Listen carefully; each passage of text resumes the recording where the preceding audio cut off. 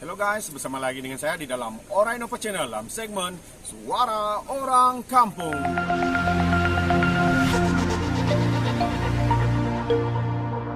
Alright guys, sebelum saya teruskan, jangan lupa tekan butang subscribe, like dan share.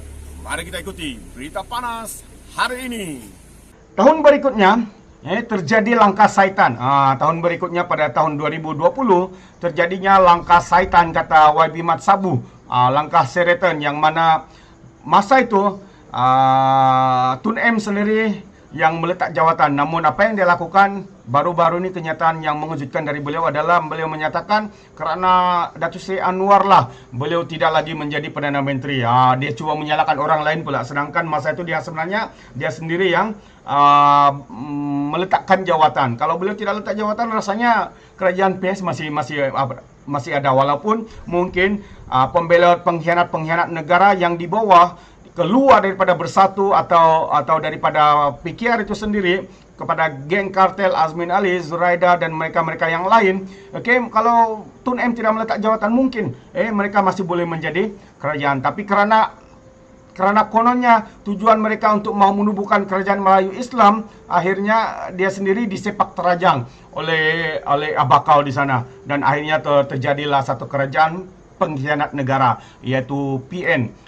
Yang hari ini apabila kita lihat dari tahun 2020 yang diperkenalkan oleh Abakau masa itu adalah scheme of thing.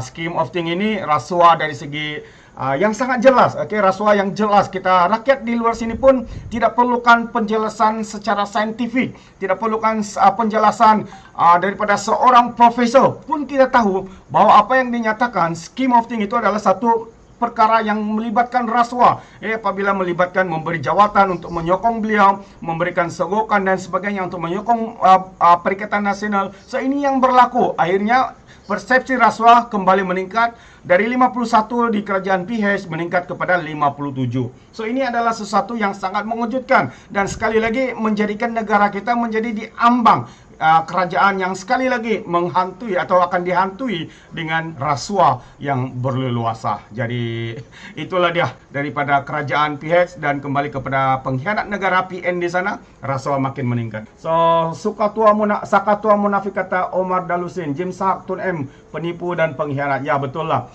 Kalau bukan Tun M sebenarnya meletak jawatan dan juga dia mengkhianat dan tidak melaksanakan janji yang telah dimeterai antara Pakatan dan juga Bersatu, supaya dalam masa 2 tahun itu harus ditransfer atau ada penyerahan jawatan di sana. Tapi kerana mereka sudah memegang kuasa, mereka sudah mabuk dengan kuasa, mereka sudah merasai kenikmatan yang ada. Jadi akhirnya antara mereka, Azmin Ali sendiri dan beberapa tokoh atau presiden seperti parti-parti yang lain mulah menyokong, kononnya Tun M harus menghabiskan satu penggal, barulah mereka berikan kuasa kepada Datuk Seri Anwar. Macam mana berikan lagi kalau sudah habis penggal?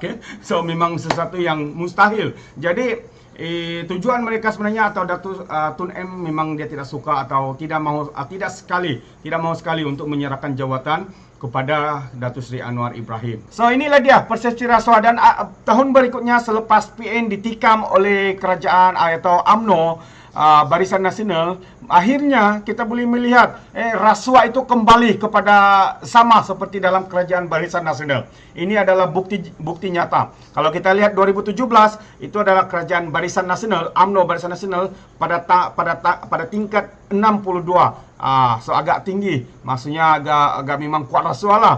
Dan apabila kembalinya semula kita boleh lihat yang mana Ismail Sabri ketika ini, yang mana UMNO memerintah, kita boleh lihat kedudukan makin meningkat, yaitu kembali ke tangga 62. So inilah dia. Apabila UMNO memerintah, apabila kerajaan Barisan Nasional memerintah, kita boleh lihat rasuah rasuah kembali lagi berleluasa.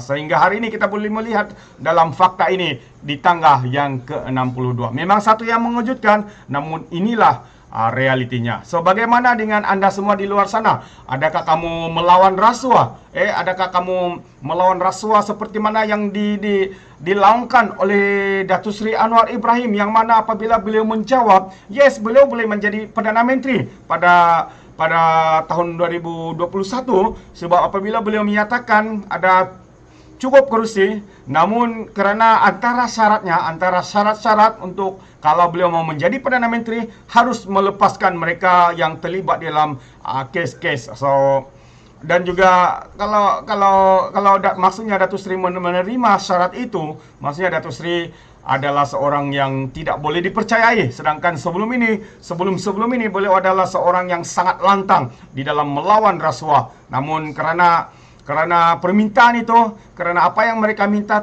kepada Datuk Seri sanggup tidak menjadi Perdana Menteri demi karena prinsip beliau untuk melawan korupsi atau rasuah di dalam kerajaan kita. Dan sebelum saya mengundurkan diri, peribahasa mengatakan, tapapun kangkap, dua ton keinginan. Sekian, bye-bye.